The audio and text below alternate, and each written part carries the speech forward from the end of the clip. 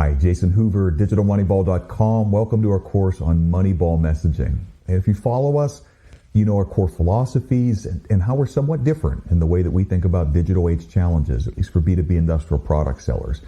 But in this introductory video, I'd like to talk with you simply about some of the misconceptions and frankly some of the really bad advice that we see floating around today about the new challenges of selling in the digital age. If you don't mind, I'm going to pull out my old trusty whiteboard for this.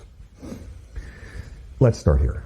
In the post-COVID digital age, it's just a different game. It's just a different game of selling. And if the game's changed, that means you need something different. That's what so many today don't realize. It's amazing to me how many people, how many companies totally underestimate the extent of change that's already taken place, more that's coming down the pike, and they're just not upping their games to respond. And in the past, sales and marketing was just easier than it is today. The problem, the new game today, is that the digital age is an age of saturation. For the past several years, largely due to digital, companies turned on their machines and customers are now bombarded every day with emails, calls, social media requests from people trying to sell them something. That's saturation in the digital age. And they have their shields up all the time now. And ironically, digital now even helps them block the same forces it created in the first place. Most of us don't answer the phone unless the number's familiar. Most of us don't check junk email. That's a big part of the new and different game today. And the bottom line is that sales and marketing just can't keep using the same tools and techniques that won you the last war. Now, this isn't an involved and a complex topic, but when you think about acquiring new customers and your early sales funnel activity, the objectives are quite simple. You need to produce good leads, get initial meetings, and then make an impact in those meetings to compel your prospects to take next steps with you. But today, there's some serious hills to climb, and you need to be using some different levers to adapt to the new game. And I'm going to start at the end and work backwards. First, post-COVID, you need to be able to operate in the increasingly common virtual space. And the reason is not what you hear. It's not simply that today's prospects work from home. That's true, but it's really about efficiency and scale. Salespeople who can level up to actually be effective in the virtual space, even just for early cycle activity like prospecting, can increase efficiency by 5x, 10x. The gains are enormous, and you can't afford not to capture them. You're competing with other businesses who certainly will exploit the advantages of virtual sales, and you need to be continuously improving your effectiveness and efficiency. The question is your sales team equipped for success in that very different game? I'm not talking about superficial things like software, hardware, things that most businesses are focused on. I'm talking about the fact that in this virtual space, the old playbooks are dead. Sales simply is not going to be effective with stuff like build rapport, identify pain points. So once they get on a virtual meeting, increasingly in person for that matter, it's like you've got 1 minute to grab my attention and then 5 minutes to tell me something I didn't know, something that's of value. The clock starts now, go. The customer's not saying that, but that's the reality today. In the virtual space, customers are only about 40%, less than half as attentive as they would be in person. That's different. What are you going to say? How are you going to say it to actually engage your prospect and compel them to go to next steps with you? And as a hint, it's not talking about your products. It's not talking about your service, even the legitimately great things that you can do. And it's not quizzing them on their pain points. That stuff just doesn't work anymore. And virtual sales is leveling up. It's kind of like if you can do calculus, you can do algebra, or learning to use your left hand playing basketball. In other words, if your teams can be effective in the virtual space, the rest of their game gets better too. But all that's true only if you can actually get sales meetings, which has gotten extraordinarily more difficult today.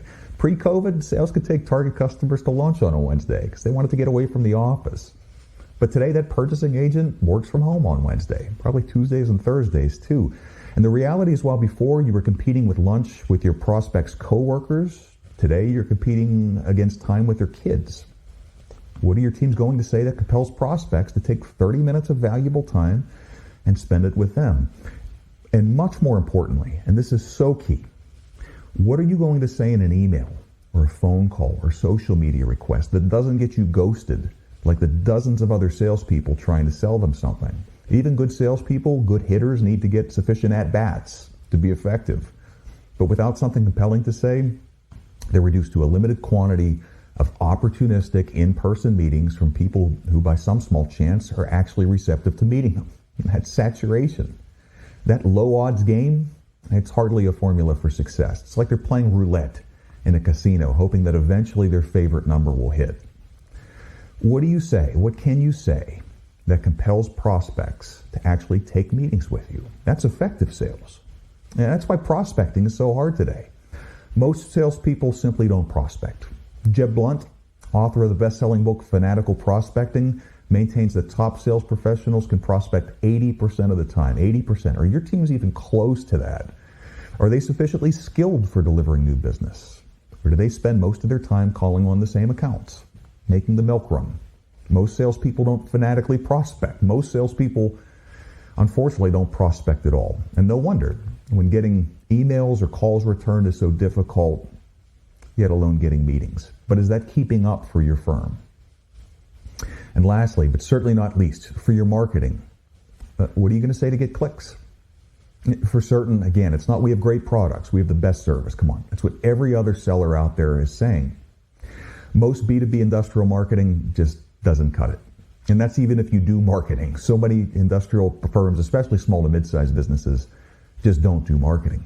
And in the digital age, that itself is a big problem, which firms need to address. Marketing has become so much more important and so much more powerful due to technology. And you need to exploit that to produce scale. But most firms haven't moved the slightest amount of SG&A to adapt.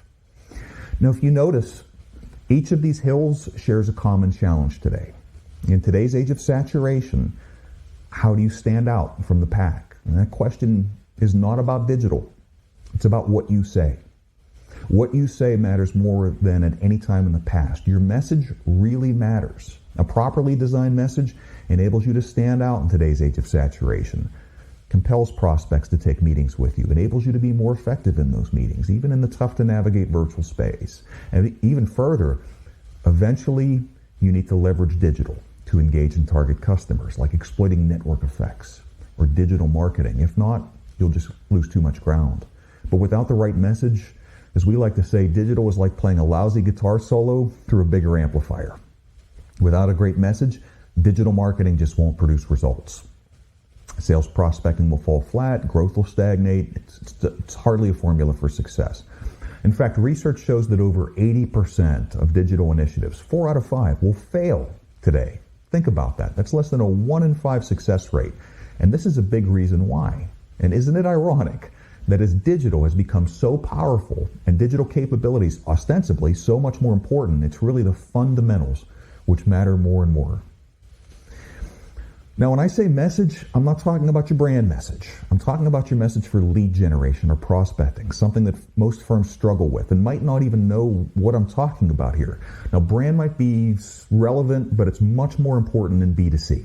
It's lead gen that rules in B2B, and most firms don't have a message, yet alone a good one, for lead gen and prospecting, and that's a different message. We all know how very different B2B is from B2C, but even people who know this still don't realize how much irrelevant and ineffective B2C advice has made its way somehow into the B2B lexicon and playbooks, and we're going to get that stuff out. Just get it out of there. Anyways, if you want to grow, you're going to need to adapt to this new game, different rules, different strategies required to win. But we see too many firms not acting fast enough, and that could be because they don't understand how much things have changed post-COVID. It could be the enormous amount of bad advice out there, people trying to misapply B2C strategies, or all the big company and big consultant solutions that just don't work for small to mid-sized businesses. Or it could be, and it most often is, that firms just don't know where to start. As you probably know, we run a comprehensive playbook that we call Digital Moneyball. And for front-end transformation, for sales and marketing, there are a few crucial levers that firms need to put in place. But this playbook has a bit of a secret ingredient. It's something that so many firms miss that causes their sales, marketing, digital initiatives to fall flat. And something that if done right, along with the right tools and techniques, it can amplify the impacts of other levers and really accelerate a firm's success with new customers. And as you might guess, we call this ingredient Moneyball Messaging. In today's age of saturation, a good message can get you clicks, get you meetings, it levels up sales capabilities, and makes you more versatile, more capable. But in our playbooks, it's not just about the message. Message is the nucleus of a larger set of efforts, including things like lead generation, prospecting, sales enablement. And when stitched together, Moneyball messaging can dramatically amplify overall results. It can spark growth, and it can orient the business to the new challenges of the digital age, even help digital transformation levers to succeed. We use messaging as a catalyst. So many firms think additively, incrementally. I want you to think multiplication or exponential. I want you to think of dramatically improving the productivity of every salesperson on your team, perhaps your channel partners. Think of effectively using marketing to truly drive new quality leads and scale yourself in the market, largely using digital powers. Moneyball messaging is the central ingredient that can help launch change and front-end transformation required to adapt, even win in the digital age. And through the next several sessions, we're going to show you how to put this ingredient in place and how to put it to work in your business. In this course, here's what you'll learn how to do. You'll first plot your firm's sales and marketing strategies, and you align them with your target market's key decision drivers. This strategic alignment, the strategy, is critical. You'll then develop the message orientation and theme. You'll use the 8 characteristics of a winning message, and you'll seek to identify the flaws in your prospects' thinking and incongruence in their behaviors. We're going to tap into the real drivers of B2B decisions and what you can say to break through the saturation and shields. We'll find the right doorway at the right level.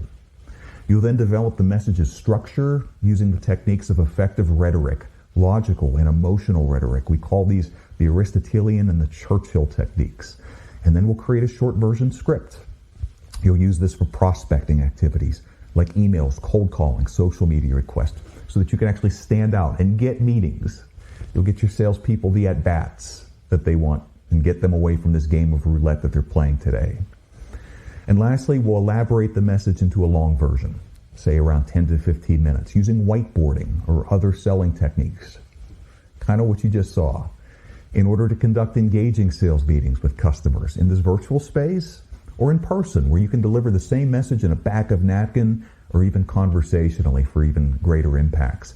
Beyond its impacts with new customers, though, we'll also show you how to use messaging as the nucleus of that set of efforts and as a catalyst for growth and transformation, to kickstart front-end transformation and change, and to aim the totality of front-end operations at meeting these new digital age challenges. How to use it as your own secret ingredient.